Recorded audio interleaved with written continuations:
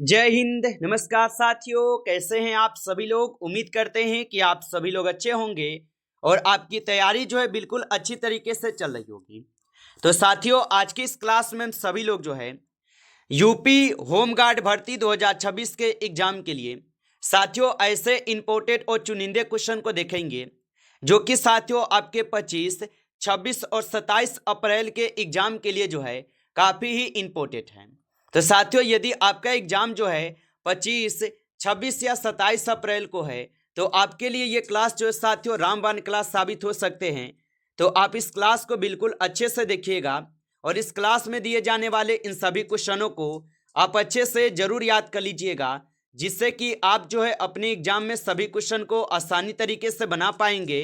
तो चलिए क्लास को स्टार्ट करते हैं।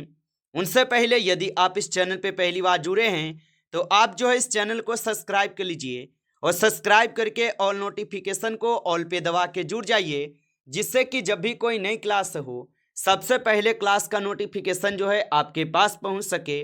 तो आप इस चैनल को सब्सक्राइब जरूर कर लीजिएगा, साथ ही साथ आप जो है इस क्लास को भी लाइक जरूर कर लीजिएगा।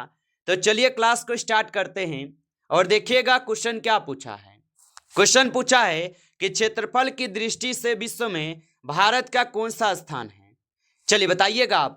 ये सभी क्वेश्चन काफी इंपोर्टेंट और चुनिंदे क्वेश्चन करा रहे हैं आपको, जो आपके एग्जाम में 100% जो ये सभी क्वेश्चन पूछे जाएंगे। और बताइए कि क्षेत्रफल की दृष्टि से विश्व में भारत का कौन सा स्थान है।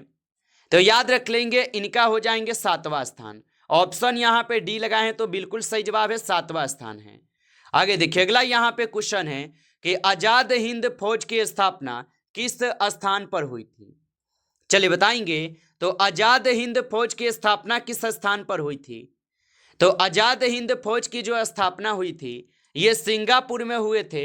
ऑप्शन आपका सी सही जवाब है, सिंगापुर में हुए थे। अगला प्रश्न देखिएगा, निम्नलिखित में से कौन भारत में हरित क्रांति के जनक माने जाते हैं। चलिए बताइएगा आप कि निम्नलिखित में से कौन भारत में हरित क्रांति के जनक माने जाते हैं।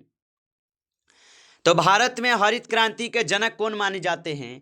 तो आप लगाएंगे एम.एस. स्वामीनाथन। ऑप्शन ए यहाँ पे बिल्कुल सही जवाब है, एम.एस. स्वामीनाथन। अगला प्रश्न देखेंगे। प्रश्न है कि सुएज नहर जो ये किन सागरों को जोड़ती है। चलिए बताएंगे आप। तो सुएज नहर जो ये किन सागरों को जोड़ती है।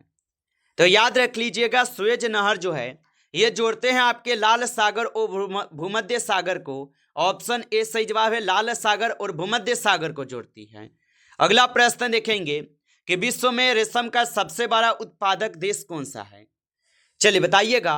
तो विश्व में रेशम का सबसे बड़ा उत्पादक देश कौन सा है। तो विश्व में रेशम का सबसे बड़ा उत्पादक देश जो है यहाँ पे हो जाएंगे आपके चीन। ऑप्शन यहाँ पे बी कीजिएगा, इस क्वेश्चन का सही जवाब चीन हो जाएंगे। चलिए आगे देखेंगे। अगला प्रश्न पूछा गया है कि दांतों के डॉक्टर किस दर्पण का प्रयोग करते हैं। चलिए बताइएगा। तो दांतों के डॉक्टर किस दर्पण का प्रयोग करते हैं। तो दांतों का जो डॉक्टर है ये प्रयोग करते हैं अवतल दर्पण का। ऑप्शन यहाँ पे बी सही जवाब है, अवतल दर्पण का प्रयोग करते हैं। आगे देखिए, अगला प्रश्न पूछा है कि पौधे के किस भाग से कपास का रेशा निकलता है। चलिए बताइएगा। तो पौधे के किस भाग से कपास का रेशा निकाला जाता है। तो ये निकाले जाते हैं कपास के बीज से। ऑप्शन यहाँ पे डी सही जवाब है, कपास के बीज से निकाली जाती है। अगला प्रश्न देखेंगे कि विश्व का सबसे बड़ा द्वीप है। चलिए बताएंगे आप। तो विश्व का सबसे बड़ा द्वीप कौन है। तो विश्व का सबसे बड़ा द्वीप हो जाएंगे ग्रीनलैंड। ऑप्शन यहाँ पे डी सही जवाब है, ग्रीनलैंड द्वीप हो जाएगा। अगला प्रश्न देखेंगे। प्रश्न है कि टाइफाइड में शरीर का मुख्य रूप से प्रवाहित होने वाला अंग है। चलिए बताइए। तो टाइफाइड में शरीर का मुख्य रूप से प्रवाहित होने वाला अंग कौन सा है। तो यहाँ पे आंतें हो जाएंगे। ऑप्शन डी को सही जवाब करेंगे, आंतें हो जाएंगे। आगे देखिए, अगला यहाँ पे प्रश्न पूछा है। प्रश्न है कि प्रिज्म द्वारा निम्न में से किस रंग का विचलन जो है ना सर्वाधिक होता है। चलिए बताइएगा। तो प्रिज्म द्वारा निम्न में से किस रंग का विचलन सर्वाधिक होता है। तो याद रख लीजिएगा, ये बैगनी का होता है। ऑप्शन ए सही जवाब है, बैगनी का होता है। आगे देखिए, अगला प्रश्न है कि कौन सी जल संधि यूरोप को अफ्रीका से अलग करती है। चलिए बताएंगे आप। तो कौन सी जल संधि यूरोप को अफ्रीका से अलग करती है? तो याद रख लीजिएगा, यहाँ पे हो जाएंगे जिब्राल्टर जल संधि। ऑप्शन यहाँ पे बी सही जवाब है, जिब्राल्टर जल संधि होगा। आगे देखिए अगला यहाँ पे प्रश्न है कि कौन सा बंदरगाह भारत के पश्चिमी तट पर स्थित नहीं है? चलिए बताइएगा आप कि कौन सा बंदरगाह है जो कि भारत के पश्चिमी तट पर स्थित नहीं है? तो याद रख लीजिएगा पारादीप। ऑप्शन यहाँ पे डी सही जवाब है, पारादीप हो जाएंगे। आगे देखिए अगला यहाँ पे प्रश्न पूछा है कि पेंटागन है। चलिए बताएंगे आप। तो पेंटागन जो हो जाएंगे ये अमेरिका के रक्षा विभाग का कार्यालय है। ऑप्शन यहाँ पे जो है सी इस क्वेश्चन का सही जवाब है, अमेरिका के रक्षा विभाग का कार्यालय है। अगला प्रश्न देखेंगे कि लोकसभा के सदस्य निर्वाचित होने के लिए निम्नतम आयु सीमा क्या है? चलिए बताएंगे आप। तो लोकसभा का सदस्य निर्वाचित होने के लिए निम्नतम आयु सीमा क्या है? तो इनके लिए आपके 25 वर्ष आयु सीमा रखे गए हैं। ऑप्शन यहाँ पे डी सही जवाब है, 25 वर्ष होगा। आगे देखेंगे अगला प्रश्न पूछा है भारतीय मानक समय निर्धारित होता है। चलिए बताएंगे आप। तो भारतीय मानक समय जो है यह निर्धारित होता है।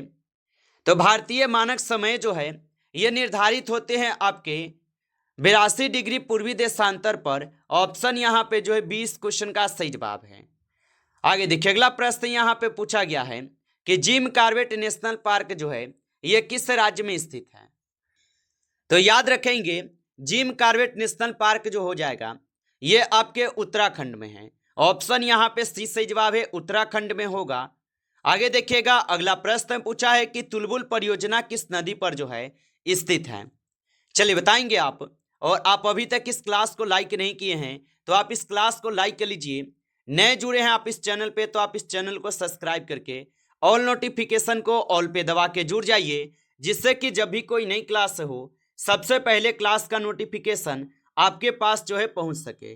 तो आप इस चैनल को सब्सक्राइब जरूर कर लीजिएगा। और बताइए कि तुलबुल परियोजना जो ये किस नदी पर स्थित है? तो ये स्थित हो जाएंगे झेलम नदी पे। ऑप्शन यहाँ पे 20 सही जवाब है, झेलम नदी। अगला प्रश्न देखेंगे कि वर्ष 2011 की जनगणना के अनुसार भारत का सर्वाधिक साक्षर राज्य है। तो वर्ष 2011 की जनगणना के अनुसार भारत का सर्वाधिक साक्षर राज्य कौन सा है? तो याद रख लीजिएगा केरल। ऑप्शन यहाँ पे डी सही जवाब है, केरल होगा। अगला प्रश्न देखेंगे हिंदू मुस्लिम एकता का प्रतीक सुलह कुल उत्सव का आयोजन कहाँ किया गया जाता है? तो हिंदू मुस्लिम एकता का प्रतीक सुलह कुल उत्सव का आयोजन कहाँ किया जाता है? तो इनका आयोजन किए जाते हैं कहाँ पे? तो याद रख लीजिएगा इनका आयोजन किए जाते हैं आगरा में। ऑप्शन यहाँ पे 20 सही जवाब है, आगरा में किए जाते हैं। अगला प्रश्न देखेंगे। प्रश्न दिया गया है कि भारी जल निम्नलिखित में से क्या है? चलिए बताएंगे आप। तो भारी जल जो है निम्नलिखित में से क्या होगा? तो यहाँ पे भारी जल जो है आपके हो जाएंगे यहाँ पे क्या? तो यहाँ पे इस क्वेश्चन का आप सही जवाब ड्यूटेरियम ऑक्साइड को करेंगे। ऑप्शन यहाँ पे 20 क्वेश्चन का सही जवाब है। आगे देखिए अगला प्रश्न पूछा है कि जेनेटिक कोड की खोज किसने की थी? चलिए बताएंगे। तो जेनेटिक कोड की खोज किसने की? तो जेनेटिक कोड की जो खोज किए हैं यहाँ पे किए गए हैं आपके हरगोविंद खुराना के द्वारा। ऑप्शन यहाँ पे 20 सही जवाब है, हरगोविंद खुराना। आगे देखिए अगला प्रश्न है उत्तर प्रदेश की सबसे लंबी नहर जो है कौन सी है? चलिए बताएंगे आप। तो उत्तर प्रदेश की सबसे लंबी नहर कौन सी है? तो उत्तर प्रदेश की सबसे लंबी नहर जो है यहाँ पे हो जाएंगे आपके शारदा नहर। ऑप्शन यहाँ पे बी कीजिएगा सही जवाब, शारदा नहर हो जाएंगे। आगे देखिए अगला यहाँ पे प्रश्न है कि संविधान के किस अनुच्छेद के तहत अस्पृश्यता का अंत कर दिया जाता है? चलिए बताइए। तो संविधान के किस अनुच्छेद के तहत अस्पृश्यता का अंत कर दिया गया था? तो याद रख लीजिएगा अनुच्छेद 17 के तहत। ऑप्शन ए सही जवाब है, अनुच्छेद 17 के तहत होगा। आगे देखिए अगला प्रश्न है यामिनी कृष्ण मूर्ति किस नृत्य कला से संबंधित है? चलिए बताएंगे। तो यामिनी कृष्ण मूर्ति किस नृत्य कला से संबंधित है? तो ये हो जाएंगे आपके किससे? तो ये भरतनाट्यम नृत्य से है। ऑप्शन यहाँ पे 20 सही जवाब है, भरतनाट्यम नृत्य होगा। आगे देखिए अगला प्रश्न है गीत गोविंद किसकी रचना है? चलिए बताएंगे। तो गीत गोविंद जो है ये किसकी रचनाएं हो जाएंगे? तो याद रख लीजिएगा, गीत गोविंद जो हो जाएगा ये हो जाएंगे आपके जयदेव की रचना। ऑप्शन यहाँ पे 20 सही जवाब है, जयदेव की रचना।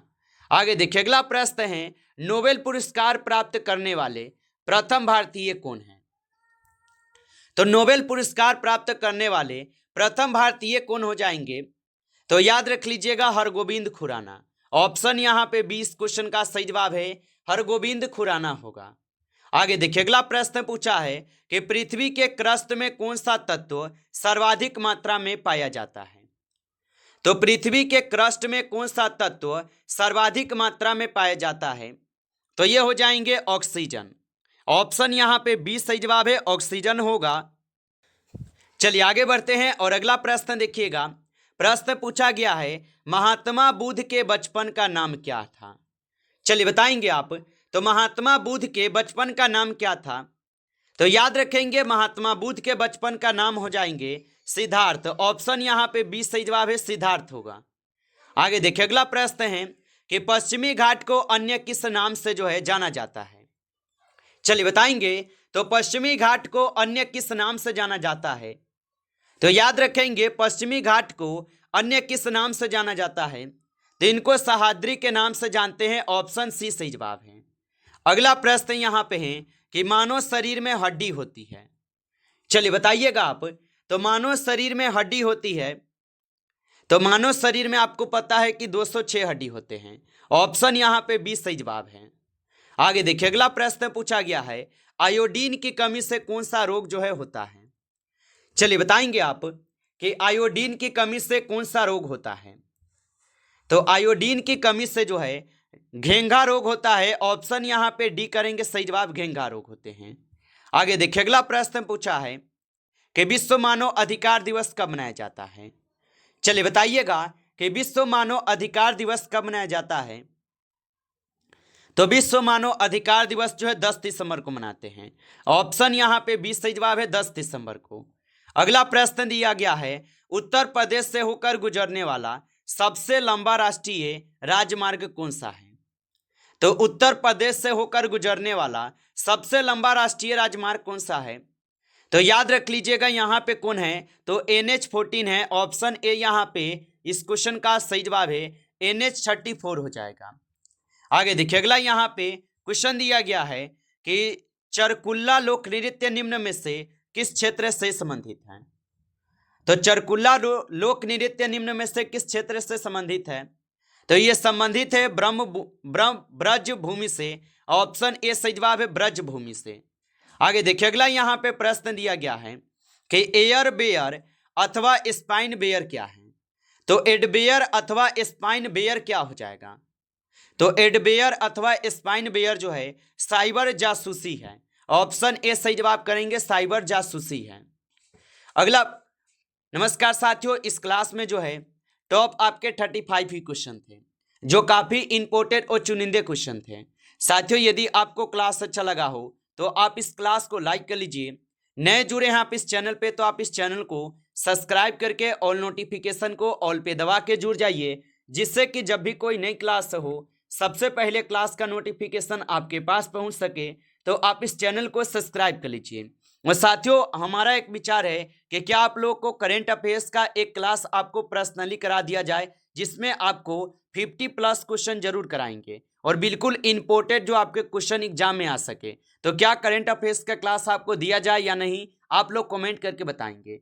चलिए फिर मिलते हैं आपसे नेक्स्ट टॉपिक के साथ नेक्स्ट क्लास में। तब तक के लिए जय हिंद,